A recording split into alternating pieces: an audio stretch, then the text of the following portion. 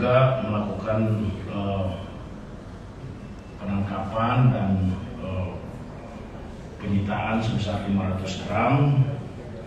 Kemudian BNNP Sulawesi Tengah yang kalau minggu yang sebelumnya melakukan operasi juga, mereka juga melakukan operasi dengan menangkap ada tersangka, dari antara tersangka situ 4, ada 1 PNS dengan 7 paket sabu. Kemudian BNNP Papua mengungkap kasus juga di Pantai Engros pada tanggal 23 Januari. Kemudian BNNP Banten juga jaringan Aceh Banten dari menyita 8 bungkus dengan berat total sekitar 1 kilo. Kemudian BNNP Sulbar mengungkap juga di Kabupaten Majene dengan barang bukti sabu dan 2 tersangka. Kemudian yang dilakukan juga tadi disampaikan oleh BNNP Pusat seperti ini. Yang perlu saya garis bawahi dalam operasi ini bahwa sejak kita canangkan war on drugs, saat ini juga saya membawa di samping deputi pemberantasan juga deputi pencegahan, karena kalau kita berbicara tentang war on drugs ini, perang terhadap narkoba ini, hilirnya adalah atau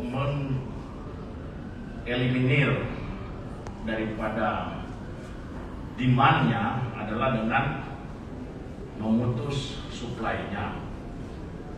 Namun yang perlu kita lakukan juga, yang sudah dilakukan adalah bagaimana desa melakukan kegiatan perlawanan terhadap penggunaan narkotika.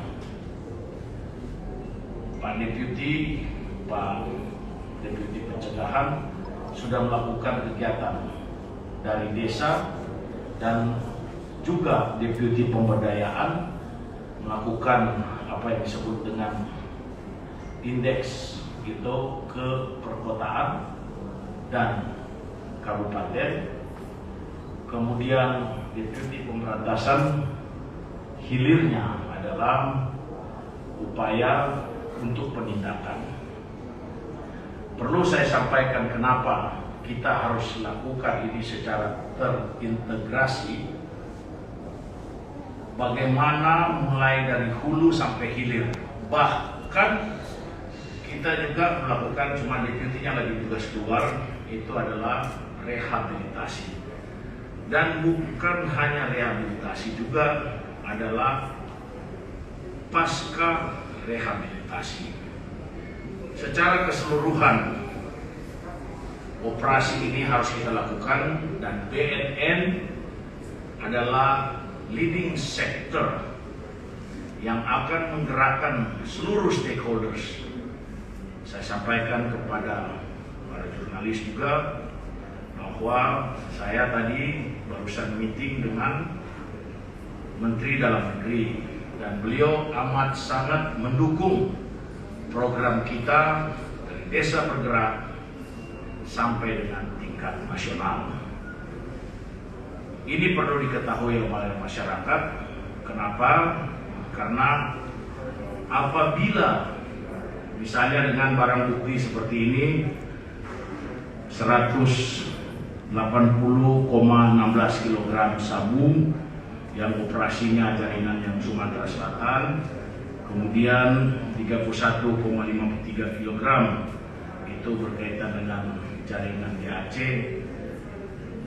Sekarang kita bisa hitung bagaimana kos yang harus dibayar oleh masyarakat apabila yang dilakukan oleh para tersangka ini itu menyebar kepada masyarakat. Dan tidak bosan-bosannya saya sampaikan ini.